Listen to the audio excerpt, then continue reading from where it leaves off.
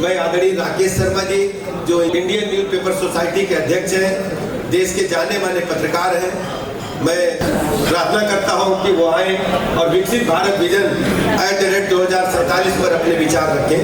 आदरणीय श्री NK सिंह जी, पाठक जी, सभागार में उपस्थित सभी प्रबुद्ध समृद्ध जन, सबको मेरा प्रणाम। आज का दिन हमारे लिए विशेष है। क्षमा के साथ सबसे अनुरोध करूंगा कि आज हमारे समक्ष देश के सर्वश्रेष्ठ इकोनॉमिस्ट, भारत के फाइनेंस सेक्रेटरी रह चुके, फाइनेंस कमीशन के अध्यक्ष रह चुके, उनका एक एक शब्द इतना महत्वपूर्ण था जो कि आपके जीवन में, आपके राज्य के जीवन में, आपके देश के जीवन में परिवर्तन ला चुका है। लेकिन मुझे लग रहा है कि कुछ लोग अपनी बातों में व्यस्त थे, कोई मौका छूट। अनुरोध रहेगा, आज यहाँ से जो दीनदयाल उपाध्याय जी के 108वें जन्मोत्सव पर जो चर्चा हो रही है, वो मेरे देश के लिए बहुत बहुत महत्वपूर्ण है। बाकी चर्चा तो चलती रहेगी। अभी भी कुछ आवाज़ें आ रही हैं, उनसे अनुरोध करूंगा यदि वो ध्यान दें। क्षमा चाहूँगा, मैं लोगों से अनुरोध कर रहा हूँ, लेकिन it's very essential that we listen to the speakers what they are saying is very important for the growth of my nation. We are talking of the developed nation. Pandit ji का जीवन हम सभी के लिए प्रेरणा स्रोत है। उन्होंने अंत्योदय का सिद्धांत दिया, जिसका अर्थ है समाज के सबसे निचले पायदान पर खड़े व्यक्ति का उत्थान।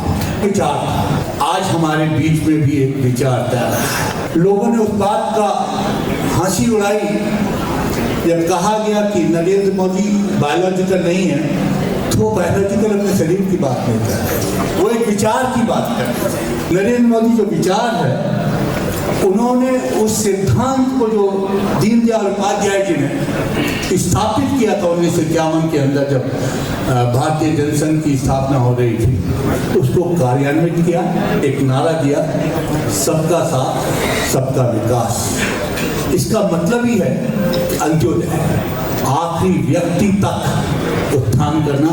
और जब तक भारत के अंदर 140 करोड़ व्यक्तियों का उत्थान नहीं होगा, तो भारत विकसित भारत हो ही नहीं सकता। तो सबसे पहले मैं भारत की बात करूंगा, क्योंकि विकसित भारत को मेरे को विषय दिया गया है।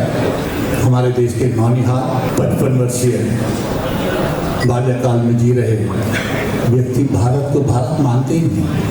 हम किस भारत की बात कर रहे हैं? हम नरेंद्र मोदी के भारत की बात कर रहे हैं कि हम उस भारत की बात कर रहे हैं कि जिसको कहा जाता है कि ये देश नहीं है, ये राज्यों का समूह है। आपके शरीर में आंख है, हाथ है, पांव है, मुंह है, लेकिन आपकी आत्मा नहीं है, तो आप मृत हैं। भारत पूरे देश को जोड़ता है, तो भारत राज्यों का समूह नहीं है, भारत देश की आत्मा है। भारत है। मैं अपने क्रम को बदल रहा हूं। मेरे बड़े भाई NK सिंह ने कुछ बातें कही, उन बातों को रेखांकित करते हुए मैं कुछ बातें आपसे साझा करूंगा। उन्होंने सबसे पहले कहा कि देश के अंदर राजनीतिक स्थिरता की बहुत आवश्यकता है। विकसित भारत को बनाने के लिए राजनीतिक स्थिरता की बहुत आवश्यकता है। वो क्या है? सोचिए जरा, बड़े ध्यान से सोचिए सब बातों को जो मैं आपसे साझा करूंगा। अभी हाल में चुनाव संपन्न है, शांति हो, देश में स्थिरता। इन कुछ अंतर्राष्ट्रीय ताकतें, कुछ उनके कंड्यूट जो भारत में बैठे हैं, देश को अस्थिर करने में, देश को विभाजित करने में।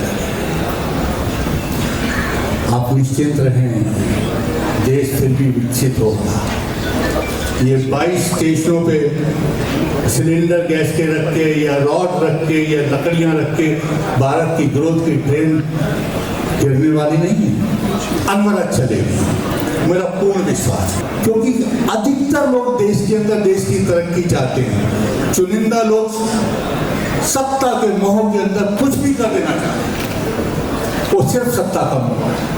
हाँ, हमारे प्रधानमंत्री विकास की बात करते हैं, अंतर्राष्ट्रीय मंच पे जाके विकास की बात करते हैं। अभी भी अमेरिका के अंदर जाकर है तो एक पॉजिटिव वातावरण बनाया है। NK सिंह जी ने भी अभी कुछ मिनट पहले यहाँ पे पॉजिटिव वातावरण बनाया जब उन्होंने कहा कि 25 करोड़ लोग गरीबी रेखा से बाहर आ गए। साधारण बात नहीं है, 25 करोड़ लोग रेखा से बाहर। उन्होंने जलवायु की बात करी, उन्होंने देश की अर्थव्यवस्था की बात करी, उन्होंने जीडीपी की बात करी, सारी पॉजिटिव बात करी। दूसरी तरफ कहा जाता है भारत में अपने धर्म को पालन करने की इजाजत नहीं है, यहाँ पगड़ी नहीं पहन सकते। मैंने सरदार जी को भी देखा था, 2 बैठे। आपको कोई पगड़ी पहनने से रोकता है? हाथ खड़ा करके बताइए। भारत में कोई आपको पगड़ी पहनने से रोकता है, कड़ा पहनने से रोकता है, तो क्यों ये प्रचार हो? भारत के अंदर वैमनस्यता फैलाने के लिए, देश को तोड़ने के लिए, देश की अर्थव्यवस्था को तोड़ने के लिए, देश को विकास के मार्ग से भटकाने के लिए मत करो ऐसा मत करो। देश सबका है, देश सर्वप्रथम है, राष्ट्र प्रथम की भावना से होता है। ना मैं लेफ्ट हूँ ना मैं राइट हूँ, मैं राइट हूँ सिर्फ दूसरे आप के लिए, राष्ट्रवाद के लिए। राष्ट्र मेरा सब कुछ है। यदि मेरा राष्ट्र नहीं तो कौन से विकसित भारत की बात कर रहे हैं? क्यों राष्ट्र को तोड़ने की बात करते हैं? क्यों हम वहां से विदेशों से जाकर कहते हैं कि हमारी मदद करो, हमारा लोकतंत्र खतरे में, उसका फायदा उठाते हैं। मैं कुछ आपको उदाहरण दूंगा इसका। पहले मैं राष्ट्रीय उदाहरण देता हूँ। लोगों ने जम्मू कश्मीर कांग्रेस का मैनिफेस्टो से देखा, कितने लोग? उत्तर प्रदेश में है तो देश का सबसे बड़ा राज्य, 25 करोड़ की जनसंख्या है, लेकिन कोई एक राष्ट्रीय पार्टी जम्मू कश्मीर में जाके कहे कि हम आर्टिकल 370 को खत्म कर देंगे, वो उस पार्टी के साथ समझौता कर ले जो कहती है कि पाकिस्तान से बात करो, जिसके फारूक अब्दुल्ला ने कहा था कि 370 को वापस लाने के लिए चीन हमारी मदद करे, जिन्होंने कहा है जो आतंकवादी थे हम उनको पुनः रोजगार दें, पाकिस्तान से बात करने की बात कर रहे हैं, वो अपना झंडा दोबारा से स्थापित करने की बात कर रहे हैं। देश के अंदर दूसरे भाग में जाते हैं तो दूसरी बात है। ये मैं किस संदर्भ में कह रहा हूँ कि विकसित भारत के रास्ते में ये सब रोड़ा बनने वाले हैं। मैंने कहा था मैं क्रम बदल रहा हूँ, विकसित भारत की तो बातें करूँगा कि क्या हमने विकसित भारत के लिए क्या किया है, लेकिन जो उस रेल की दौड़ की द्रुत गति से दौड़ती हुई ट्रेन, उनका मैनिफेस्टो कह रहा है कि CAA को भी हटा दें। उनका मैनिफेस्टो कह रहा है कि हम कन्वर्जन लॉ को भी हटा दें, धर्मांतरण होने दो।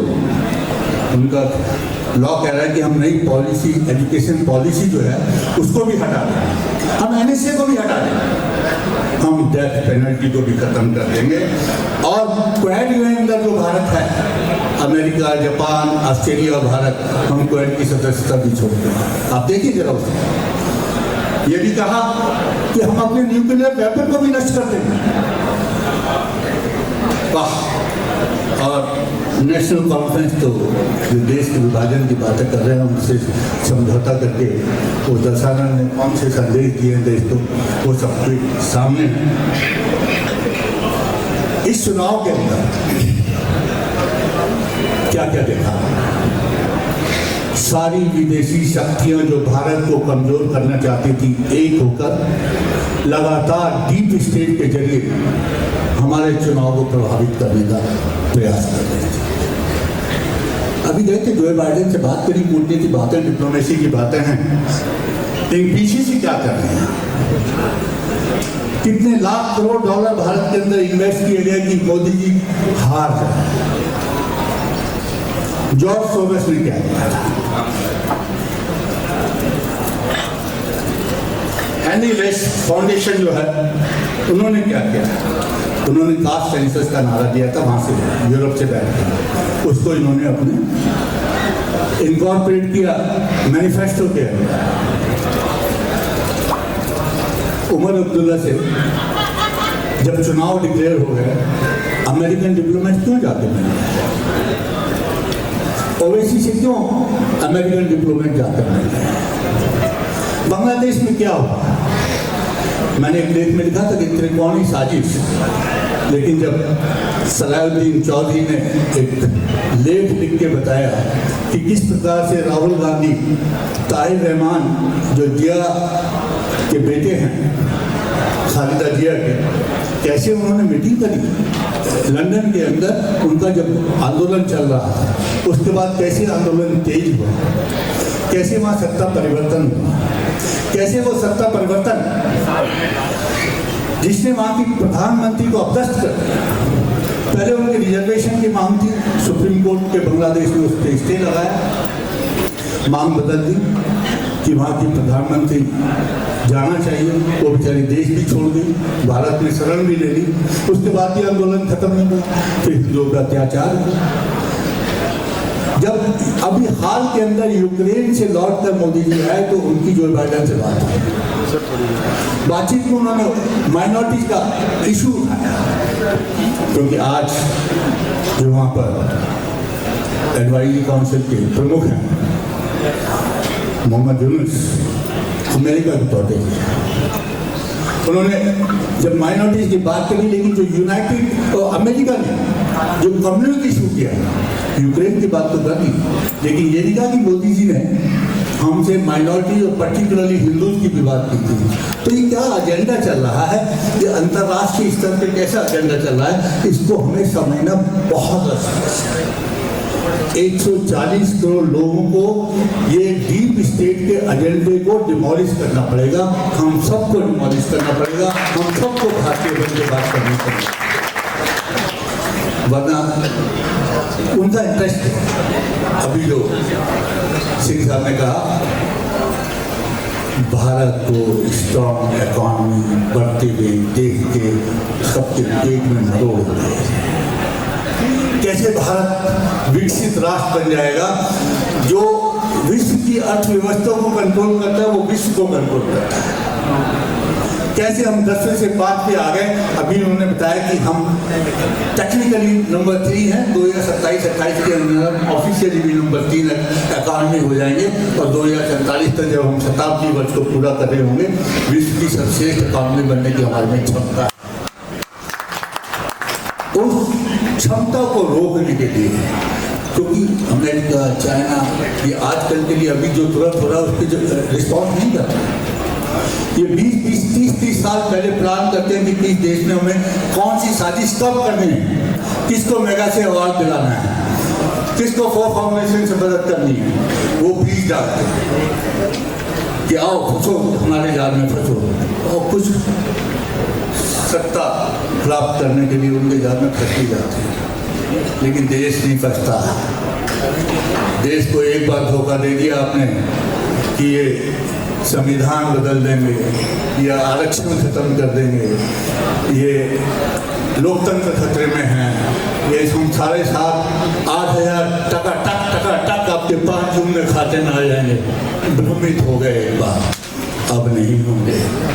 संविधान को कौन खतरा है, देश ने इस दौरान में 4 महीने में पहचान लिया। लोकतंत्र को कौन खतरा है, ये देश ने पहचान लिया। आरक्षण के लिए अभी अमेरिका में जाकर एक पेंट्री हाउस में स्टेटमेंट देके आए, कौन आरक्षण खत्म करने की बात कर रहा है, ये भी देश ने देख लिया। और झूठ कौन बोलता है।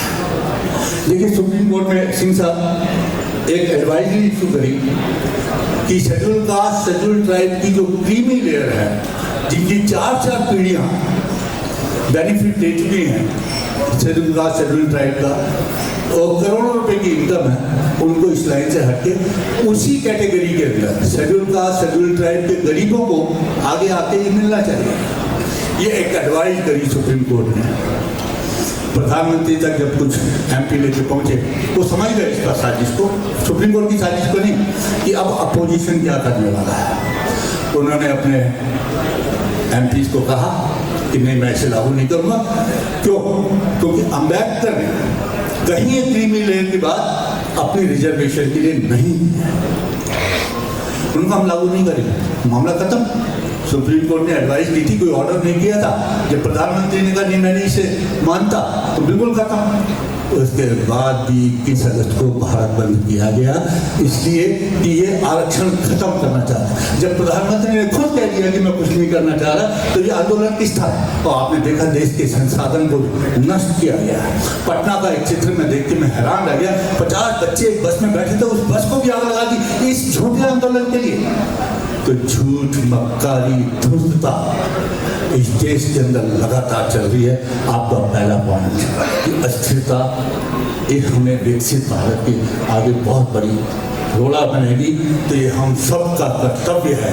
जितने लोग यहाँ बैठे हैं, जितने लोगों को आप जानते हैं, आप किस पार्टी को वोट देते हैं मुझे कोई मतलब नहीं, कौन सत्ता में आता मुझे कोई मतलब नहीं। मुझे मतलब है मेरे राष्ट्र को रोकना चाह रहे, उनके बारे में भी चर्चा करना जरूरी है।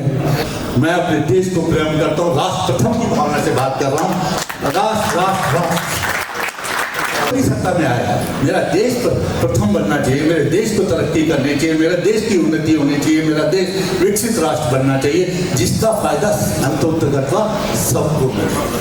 अब आप बेरोजगारी की भी बात की थी। भारत में रोजगार योग्य लोग 97 करोड़ हैं। 970 million people are employable in this country. Only 200 million people are employed in this country as of now. 97 crore में से 20 करोड़ लोग रोजगार में हैं, जिसमें से सरकारी रोजगार सिर्फ 2 करोड़ लोगों के पास है, चाहे वो राज्य सरकार हो, चाहे वो केंद्र की सरकार हो, चाहे वो PSU हो, सबको मिलाकर मैं बात कर रहा हूँ। बेरोजगारी बेरोजगारी बेरोजगारी की चारों तरफ हर वक्त शोर मचाया जा रहा है। कितने रोजगार सरकार दे देगी दोस्तों? 2 करोड़ की जगह 4 करोड़, 6 करोड़, बाकी कहाँ? जो नारा देश के अंदर है, मेड इन इंडिया, आत्मनिर्भर Bharat, that is the only answer. जब विकसित भारत बनेगा सबको रोजगार मिलेगा। भारत तोड़ के रोजगार नहीं मिलेगा, भारत को जातियों में बांट के रोजगार नहीं मिलेगा। क्या ये ब्राह्मण है, ये शूद्र है, ये वैश्य है, ये क्षत्रिय है, ये यादव है, ये गुजर है, ये जाट है, ये नाई है, ये मोची है, क्या इसको सबको बांट के हमारा देश तरक्की कर जाएगा? क्या देश तरक्की करेगा तो ये सब तरक्की करेगा। तो ये जो भ्रमित करने वाली बार बार चालें आती हैं, देश को तोड़ने की चाल आती है, किस तरह से हम सत्ता पे पहुंच जाएं। और सत्ता पे पहुंचने के बाद जो 60 साल में देश में हुआ वो सब ने देखा है, जो पिछले 10 साल में देश में हुआ वो सब देख रहे हैं। क्या तरक्की हो रही है, क्या विश्व हमें रिकॉग्नाइज कर रहा है, कैसे हमारा रिकॉग्नाइजेशन बढ़ रहा है, कैसे हमारा स्टैंडर्ड ऑफ लिविंग बढ़ रहा है। 25 करोड़ आसानी से नहीं आ जाता है, 7 करोड़ लोगों को घर ऐसे आसानी से नहीं मिल जाता, 12 करोड़ लोगों को उज्ज्वला योजना की फायदा ऐसे नहीं मिल जाता, हर घर में जल संकल्प ऐसे नहीं पहुंच जाता, शिक्षा के अंदर उन्नति क्रांति ऐसे नहीं हो जाती, औद्योगिक क्रांति ऐसे नहीं हो जाती, इंफ्रास्ट्रक्चर डेवलपमेंट ऐसे नहीं हो जाता। देश बदल रहा है दोस्तों, चल के तो देखो वो मलाईदार सड़कें कैसे इंफ्रास्ट्रक्चर बन रही है, जो अंत में भारत को एक विकसित राष्ट्र बनाने में मदद करेंगे। हमें क्या, हमें देश के अंतर्राष्ट्रीय दुश्मनों से और आंतरिक दुश्मनों से सजग रहना है, जो हर हालत में येन प्रापेण सिर्फ सत्ता प्राप्त करके देश को अस्थिर करना चाहते हैं और विदेशों की चाल में फंसना चाहते हैं। हमें संकल्प लेना चाहिए, हमें पुष्पित और पल्लवित करना है भारत के विचार को, हमें भारत के विचार को, भारत की उन्नति को, भारत की प्रगति को सुनिश्चित करना है कि कोई ताकत आए। 22 जगह तुमने रेल के ऊपर हमारी रेल की पटरियाँ उखाड़ के मासूमों की जान लेने की कोशिश करी, हमें इसकी कोई परवाह नहीं है, उसको भी हम पकड़ लेंगे, देख देंगे कौन कहाँ से पाकिस्तान से बैठ के उसके स्कीम कर रहा है, प्लान बना रहा है, क्या क्या कर रहा है। बहुत जो बांग्लादेश की भारत समर्थक प्रधानमंत्री को क्यों अपदस्थ किया गया, इसके भी थोड़ा ज्ञान ले लो। राहुल गांधी तक उन्होंने बता ही दिया किस प्रकार उन्होंने ताहिर रहमान से बातचीत की, लंदन में आंदोलन तेज हुआ, प्रधानमंत्री भी चली गई, घर भी छोड़ दिया, फिर भी उन्होंने किस प्रकार से हिंदुओं को तंग किया, वो एक और विषय है जिसकी चर्चा किसी और विषय में करेंगे, आज वो विषय नहीं है। लेकिन वो इसलिए हुआ अमेरिका सेंट मार्टिन पोर्ट को लेकर एक क्रिश्चियन स्टेट बनाना चाहता था। तो भारत समर्थक प्रधानमंत्री थी शेख हसीना, उसने मना किया। वो मेघालय, मणिपुर और त्रिपुरा को लेके एक क्रिश्चियन स्टेट वहाँ पे डेवलप करना चाह रहा था, but she didn't allow that Saint Martin port to be allowed. China भी वहाँ पर अपना एक सैनिक अड्डा बनाना चाह रहा था, उनको भी उस लेडी ने अलाउ। पाकिस्तान की ग्रज 71 से चल रही थी कि हम टूटे थे, कैसे वहाँ पे जिहादी काम कर रहे थे, ऐसा काम कर रहा था। भारत के भी कुछ नेताओं ने उनको मदद करी। जब भी आएगा उनको पता लगेगा कि कैसे पाकिस्तान की अधिकतर संख्या आज जाती है कि हम वापिस भारत में आ जाए। आप लोग जो पाकिस्तानी चैनल देखते होंगे कितनी तबाही हो रही है उस देश के अंदर, कितने संकट में है, और भारत उसी समय इन सब के बावजूद भी किस प्रकार की तरक्की कर रहा है, किस प्रकार की रिकॉग्निशन वर्ल्ड के अंदर मिल रही है। दुनिया जो है हमें किस प्रकार रिकॉग्नाइज करके भारत को बात की आवाज़, भारत की बात, भारत को देख रही है भारत की तरफ। तो शांति के लिए वो कहते हैं सिर्फ भारत ही शांति ला सकता है, भारत की शक्ति को पहचान ले, क्योंकि हमारा अपना इंटरेस्ट कुछ नहीं है, हमारा इंटरेस्ट है ग्लोबल पीस। हमारा इंटरेस्ट है जो है दुनिया के अंदर कैसे शांति स्थापित हो, और हमारी ये ताकत है वसुधैव कुटुंबकम, जो हमारा सिद्धांत है सर्वे भवन्तु सुखिनः सर्वे सन्तु निरामया सर्वे भद्राणि पश्यन्तु मा कश्चित् दुःखं भवेत्। उस सिद्धांत के तहत पूरा विश्व हमारे सामने देख रहा है एक निगाह से, और यदि हम विकसित भारत सचमुच बन जाए जहाँ हम सबकी मदद, भारत अभी कोरोना कालखंड में भी आपने देखा AI की बात कर रहे थे, चाइना ने AI के भी दोनों प्रॉस एंड कॉन्स दोनों। कौन सी है कि सोशल मीडिया को इन्फ्लुएंस करने के लिए चाइना ने हमारे चुनाव में AI का इस्तेमाल किया। सोशल मीडिया के जरिए यहाँ के लोगों को भ्रमित करने का। चाइना ने बायोलॉजिकल बम छोड़ा 2019 के अंदर, जो कोरोना था, that was biological bomb of China. दुनिया की ताकत नहीं है, हिम्मत नहीं हो रही कि वहाँ की जो इंक्वायरी चल रही थी उसको इंक्वायरी करके लाखों लोग मार दिए थे विश्व के अंदर। विश्व की अर्थव्यवस्था आज तक नहीं सुधरी, इकोनॉमिक स्लोडाउन आज तक चल रहा है, बेरोजगारी आज तक चल रही है, इंडस्ट्री फेल हो गई इस दौरान के अंदर। कैसी कैसी साजिशें हो रही हैं। तो दोस्तों, इन साजिशों से हमें बहुत सतर्क रहना है, देखना है कि मेरे को देश को अपने को कैसे बचाना है। जो 7 सस्टेनेबल डेवलपमेंट गोल्स विश्व के यूनाइटेड नेशंस ने बनाए हैं, उन 17 सस्टेनेबल गोल्स को यदि भारत ने अपनाया है और सबसे ज़्यादा उस पर काम हो रहा है, तो उससे ही भारत एक विकसित राष्ट्र बनेगा। आपसे मीन्स आप भारत की आत्मा यहाँ बैठी है, बहुत प्रबुद्ध वर्ग यहाँ बैठा है, बहुत समृद्ध वर्ग यहाँ बैठा है, जो समझदार लोग यहाँ बैठे हैं। आप राजनीतिक चिंतन से, राजनीतिक आइडियोलॉजी से परे होकर भारत के बारे में जिस दिन सोचेंगे उस दिन भारत जो है विकसित राष्ट्र के मार्ग पे कोई रोक नहीं पाएगा। ये मैं आपको वायदा करता हूं।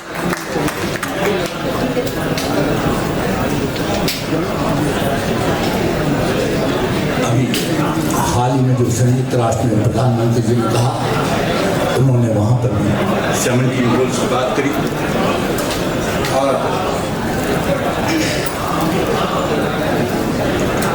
गरीबी खत्म करने के लिए गरीब के बारे में सोचना। भारत के अंदर ये काम बहुत तेजी से चल रहा है। विश्व के देशों की आबादी उतनी नहीं है जितने लोगों को हमने पिछले 10 साल में गरीबी रेखा से बाहर निकाला। 25 करोड़ लोगों को, अमेरिका की टोटल आबादी 31 करोड़ है, 25 करोड़ लोग तो हम पॉवर्टी लाइन से ऊपर उठाते हैं। भूख, कोरोना कालखंड में जब सब लोग भूखे थे, आज लगातार 81 करोड़ लोगों को फ्री अन्न दे रहे हैं। वो सिर्फ इसलिए फ्री नहीं दे रहे कि बाकी की जो इनकी इनकम बचती है वो कहीं और इन्वेस्ट करें। भूख का इंतजाम भारत ने किया है, कोई भारत में भूखा नहीं सोता, सबको भूख, ये भी एक सस्टेनेबल गोल है। अच्छी सेहत के बारे में कभी आपने कितनी बार बात की है? हॉस्पिटल्स, जल से नल क्योंकि जब हम शुद्ध जल नहीं पीते तब हम कितने बीमार पड़ते हैं। 12 करोड़ लोगों को जल से नल दिया गया, शुद्ध जल जा रहा है गांव के अंदर, घर के अंदर। क्वालिटी ऑफ एजुकेशन, उसकी भी बात आपने करी, मैं ज़्यादा उसके ऊपर भी चर्चा नहीं करूँगा, but that's one of the sustainable goals. महिलाओं की बराबरी, लखपति दीदी कितना काम है, बेटी बचाओ बेटी पढ़ाओ, 33% रिजर्वेशन महिलाओं के लिए। महिलाएं 50% आबादी यदि देश की है, वो तरक्की के अंदर कदम से कदम मिलाएगी तो कौन रोकेगा विकसित भारत को? यही तो भारत की जननी है, सृष्टि है, सृजन करता है। साफ पानी के बारे में बोला, सस्ती और स्वच्छ ऊर्जा के बारे में भी सिंह साहब ने बात की थी, which is very essential to have affordable and clean energy। अच्छी नौकरी और आर्थिक विकास। जब हम बात करते हैं मेड इंडिया, आत्मनिर्भर भारत, तब आप नौकरी देने वाले बनने वाले हैं। तो मैंने पहले बात कही थी, फिर कर रहा हूँ, 97 करोड़ नौकरियां कोई सरकार नहीं दे सकती। बेरोजगारी के आप नारे से लोगों को भ्रमित तो कर सकते हैं, रोजगार क्रिएट करने के वातावरण पैदा करो ना। देश के अंदर लोग अपने आप से काम करें, ऐसा वातावरण है, ऐसा इंफ्रास्ट्रक्चर बने, विश्व को हम एक्सपोर्ट करें सारे प्रोडक्ट, तो ये देश की 140 करोड़ जनसंख्या हमारे पर बोझ नहीं बनने वाली, हमारी मदद करने वाली है। We have to work for that we become employment creators, not employment seekers। Government की कैपेसिटी यदि डबल भी दे देगी तो 2 से 4 करोड़ हो जाएगी। 4 करोड़ से 57 करोड़ का मुकाबला तो हम नहीं कर पाएंगे। सर मैं ठीक कह कितना गवर्नमेंट के अंदर आपको कितनी सीनियर पोजीशन पर, how much government can give an employment? No, they can not. 97 crore employment generation हो ही नहीं सकती। कोई भी सत्ता में आ जाए, आप 60 साल सत्ता में थे, अभी पिछले 10 साल भी सत्ता में रह के चुके हो, तो क्या आपने एम्प्लॉयमेंट खत्म कर दी थी? उसका जो रूट कॉज है उसको समाप्त करना है। उसका रूट कॉज है विकसित भारत। विकसित भारत होगा तो सबको रोजगार, उसके ऊपर ध्यान दें। Industry, innovation and infrastructure is another self development goal which we are working. पूरा विश्व, अभी भी विश्व के 16 CEO के साथ अमेरिका में बात करी, everybody wanting to come into India and invest here. लेकिन उसके लिए फिर दोबारा कहूँगा, पीस जरूरी है। पीसफुल एनवायरनमेंट रहेगा तो सब आएंगे। सेमीकंडक्टर की फैक्ट्री आएंगी, सेमीकंडक्टर के लिए वो जो चिप्स बनेगी उससे पूरा भारत का अर्थव्यवस्था बदल जाएगी। And people are now ready to invest in the semiconductors in our country. We must welcome them, but we have got to give them an environment of peace, tranquility and calm. अर्थव्यवस्था की पहली basic सिद्धांत है ईशान। अराजकता, हिंसा, अस्थिरता से ना इन्वेस्टमेंट आएगी, ना जॉब्स होंगे, और विकसित भारत एक दुस्वप्न ना बन जाए, स्वप्न की जगह। इसको हमें रोकना है, सबको मिल के रोकना है। असमानता को कम करना, जो इनकम की डिस्पैरिटी है उनको भी हमें कम करना होगा। Sustainable cities and community, 7 crore घर बनाने का जो संकल्प लिया है, 4 करोड़ तो बन चुके हैं, 3 करोड़ और का प्लान अप्रूव हो गया। ये बहुत जिम्मेदारी से काम होगा। रिस्पॉन्सिबल कंजम्पशन एंड प्रोडक्शन, संसाधनों का सही इस्तेमाल और कचरे का सही प्रबंधन कर हमें बेहतर भविष्य बनाएगा। जलवायु पता है, जलवायु परिवर्तन से निपटने के लिए हम सौर ऊर्जा से हरित परियोजना पर काम कर रहे हैं। अभी प्रधानमंत्री जी ने कहा जो 2030 का बोलता हूँ हम अचीव करते हैं। The emission is not happening in my country, emission is happening somewhere else, and they are teaching us the lesson that the developing nations have got to do this। अरे यार हम तो सब कुछ कर रहे हैं, वैसे ही हम ऋषि मुनियों का देश है जो प्रकृति की प्रार्थना करते करते आज तक यहाँ पे पहुँचे हैं, आगे भी पहुँचते रहेंगे। समुद्र संरक्षण, life below the water is very essential for sustaining the economy. Life on land, सरकार पर्यावरण की रक्षा के लिए पेड़ लगाना, जंगलों को संरक्षित करना जैसे कदम उठा रही है। हम चाहते हैं कि हमारी धरती सुरक्षित और हरी भरी रहे। जो वातावरण प्रदूषित हो रहा है उसके लिए पेड़ लगाना, धरती को, प्रकृति को संरक्षित करने की बड़ी जिम्मेवारी है। शांति और अभी आपने देखा कितने हमारे कानून बदले हैं। There has got to be peace, justice and strong institution, और जस्टिस जो है तुरंत मिले, उसके लिए भी बहुत कार्य सरकार कर रही है, जिससे कि हमारे अल्टीमेट गोल को हम अचीव करेंगे। लक्ष्यों के लिए साथ रहे, पार्टनरशिप और फॉर द गोल। भारत वैश्विक मंच पर अपनी भागीदारी को बढ़ा रहा है। अंतर्राष्ट्रीय सहयोग से हम और भी मजबूत हो रहे हैं। दोस्तों, आज एक संकल्प लेने का दीनदयाल उपाध्याय जी ने जो स्वप्न देखा था अंत्योदय का, भारत के यशस्वी प्रधानमंत्री जिसको मैं राष्ट्रीय संत भी कहता हूँ, मैं कोई पॉलिटिकल आइडियोलॉजी का नहीं हूँ। मैंने पहले भी कहा कि मैं सिर्फ राष्ट्र के लिए हूँ। मैं आज ये महसूस कर रहा हूँ, मैं भाजपा का कार्यकर्ता भी नहीं, बेटोल सर आप बना देंगे तो बन जाऊँगा, लेकिन हूँ नहीं आज की तारीख में, कि क्योंकि वो राष्ट्र के लिए सोच रहे हैं, राष्ट्र के लिए हर वक्त जी रहे हैं, हर पल खपा रहे हैं। वो तो वर्ड यूज कर रहे हैं, खपा रहा हूँ, अति से कम में तिगनी मेहनत से काम कर रहा हूँ। इसके लिए हम सबके लिए 140 करोड़ हमारे आने वाली पीढ़ियों के लिए, और बाहर के खतरों को, अंदर के खतरों पे वो झेलते हुए, संयम रखते हुए लगातार विकास और विकसित भारत की ओर अग्रसर हो रहे हैं। अब तो देखिए भावना को संकल्पित होकर उसकी पल्लवित कर रहे हैं और भारत को एक समृद्ध राष्ट्र, विकसित राष्ट्र बनाने के लिए अग्रसर हो रहे हैं। इन शब्दों के साथ कि हमें अपने देश के लिए सोचना, अपने राष्ट्र के लिए सोचना, राष्ट्र की प्रगति पे ले जाना, विकसित राष्ट्र के लिए अपना तन मन धन सब न्यौछावर करना, मैं अपने शब्दों को प्रणाम लूँगा।